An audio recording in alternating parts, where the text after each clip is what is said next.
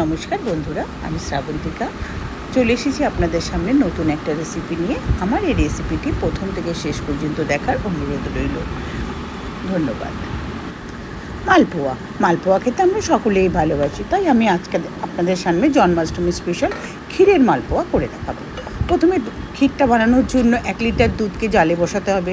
জালে বসিয়ে দুধটা ফুটতে দিতে হবে। ফুটে যখন অনেকটাই কমে 1/2 লিটারে হয়ে আসবে, তখন তার মধ্যে আমি দিয়ে দিয়েছি 2টো কালাকাঁদ সন্দেশকে গুঁড়ো করে ভেঙে নিয়ে তারপর ভালো করে নেড়ে নিয়েছি। আর দিয়েছি সামান্য একটু ড্রাই ফ্রুটসকে ভালো করে মিহি করে কুচিয়ে, আর পরিমাণ মতন চিনি দিয়েছি। নিয়ে ভালো করে নাড়তে যখন দেখবেন এরকম হয়ে আসছে, তখন আমার ক্ষীরটা রেডি হয়ে যাবে। তারপরে একটি মিক্সিং বাটির মধ্যে 1 কাপ ময়দা, 1/2 কাপ সুজি,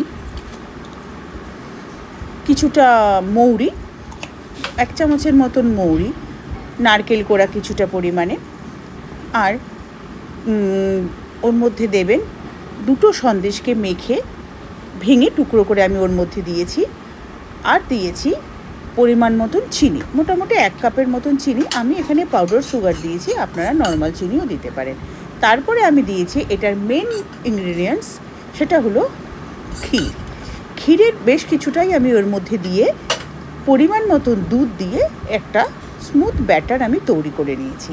আর ওর মধ্যে দিয়েছি মিহি করে কুচোনো কিছুটা ড্রাই ফ্রুটস।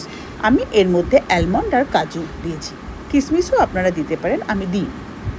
আর সামান্য একটু লবণ দিয়ে এটাকে ভালো করে নেড়ে একটা স্মুথ ব্যাটার তৈরি করতে হবে।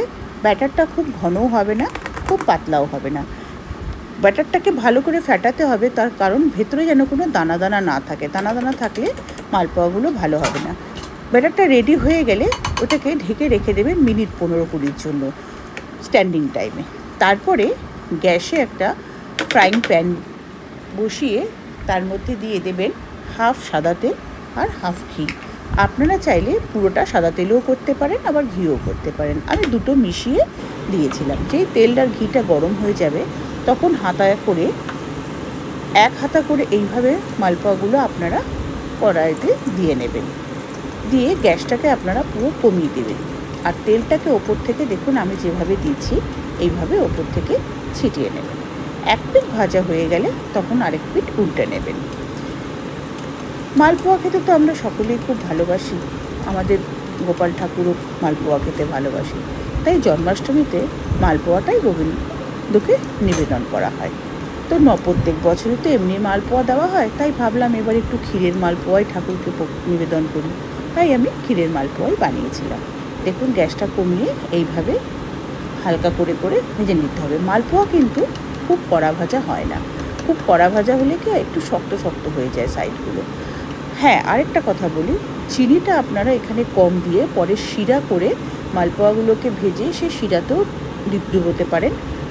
আমি শিরাতে সাধারণত দিই না, তাই আমি চিনিটা ওর মধ্যেই দিয়ে দিই। আপনারা চাইলে চিনিটা পরে শিরা বানিয়ে মালপোয়াগুলোকে ভেজে নিয়ে শিরাতেও ডুবোতে দিতে পারেন, ওভাবেও করতে পারেন।